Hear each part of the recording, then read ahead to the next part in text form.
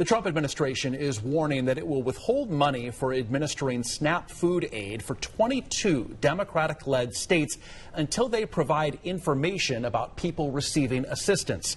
Attorney Brian Kopp joins me now to talk more about the legality of this. Brian, thank you for being here. Appreciate it. So a San Francisco-based federal judge has barred the administration from collecting information from these 22 states. Can the Trump administration legally withhold these types of funds? Do we know the answer to that? Well, that's what I think ultimately we're going to find out. Yeah. If you followed this, there's been different rulings, especially during the shutdown.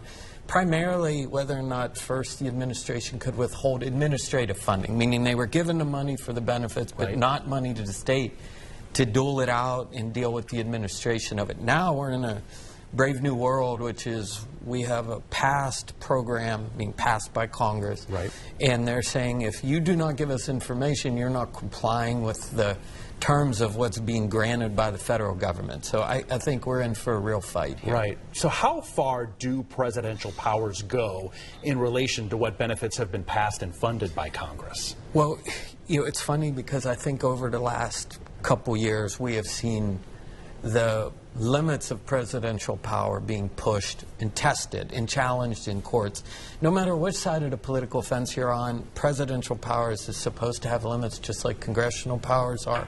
How far they can go in this, I think the Supreme Court and the makeup of the Supreme Court could have a huge impact on that. If the funds are held, is there, I'm guessing there is a legal process for these states to try to get them back. Yeah, if you followed it, I mean, this is coming through the Department of Agriculture, if I believe, so I would believe that the state funding starts with the grant to the department and then the department to the state. I'm by no means an expert on that. So I would assume if the funding is stopped, then you'll go in for what is, like we saw in the other one, injunction actions at district court levels by the states. The administration is saying that the data they're collecting is used to try and spot fraud, right? Yes.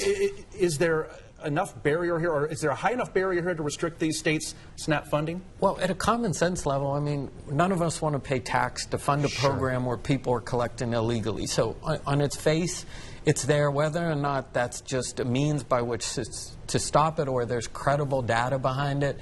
I mean, if you listen to the government, that's what they're seeking. I mean, the president, if you listen to the states, they're saying we've provided you enough. Monday morning, Agricultural Secretary Brooke Rollins posted that they're going to be reviewing all USDA programs to ensure that only legal citizens receive benefits. Can non-citizens and illegal immigrants receive SNAP benefits? Well, I'm not quite sure on that because I don't know what the parameters of the SNAP benefits are, but I think it's good to audit how these programs are there, whether it's done in a legal manner, meaning you can stop the funding before the audit's complete. Be a real interesting legal question. President Trump's also singling out that these Democratic-led states as an issue. Does targeting these states, does that, because of political affiliation with Democratic-led states, does that become a legal issue? Well, I think it taints the process. You know, in any legal process, you talk about bias. Is somebody telling you the truth, or do they have a reason to be untruthful with you? I think just the politically charged atmosphere and the way it's only blue states or it's only red states, depending on which side of the equation you're on, I think that's what creates this sense of paranoia about it. What will you be looking for as we move forward? I think that, you know, from a lawyer, the Supreme Court analysis of these issues, tariffs, war powers, these are things that you'll study in law, or law schools will study for years to come because they'll redefine the limits of presidential and congressional power. Yeah, looking forward to it. Brian Kopp, as always, thank you, sir. Good seeing you. Appreciate you coming in. Thank you. Good seeing you.